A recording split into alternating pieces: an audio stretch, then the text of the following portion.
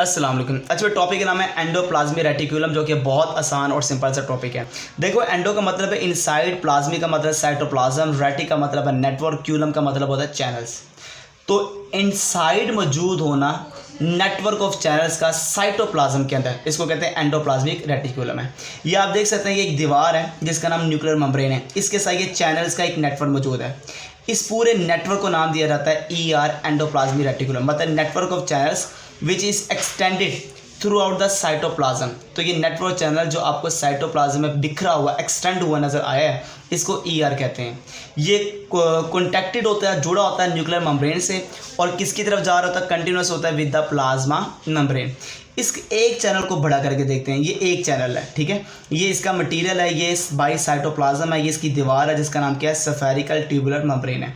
इस एक चैनल को नाम देते हैं सिस्टर्नी, मतलब मटेरियल जो प्रेजेंट है in this channel is separated by spherical tubular membrane is called cisternae है। तो सिस्टर्नी जिसके पास स्फेरिकल ट्यूबुलर मेम्ब्रेन है, जो साइटोप्लाज्म से अपने मटेरियल को सेपरेट रखता है, इस चैनल का नाम क्या है, कॉल्ड सिस्टर्नी है।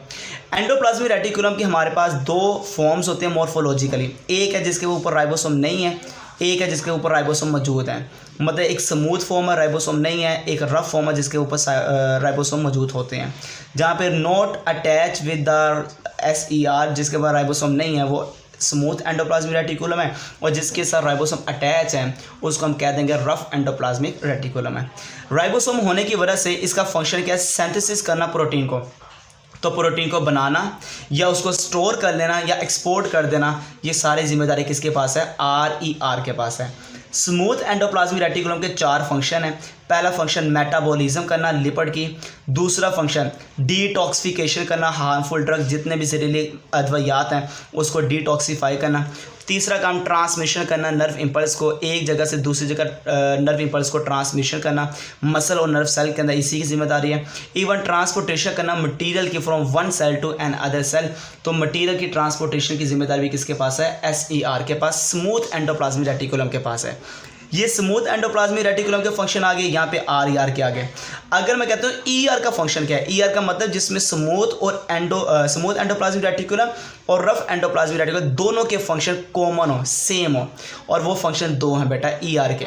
एक है मैकेनिकल सपोर्ट देना सेल्स को, और दूसरा सेल की शेप को क्या करना, मेंटेन करना। ये दो फंक्शन मैंने आपको बता दिए, ये दोनों के कॉमन है, SER के भी और RER के। इसलिए इसको क्या कहते हैं, ER का फंक्शन क्या है, मैकेनिकल सपोर्ट और शेप को मेंटेन करना। जज़ाकल्लाहुल खैर।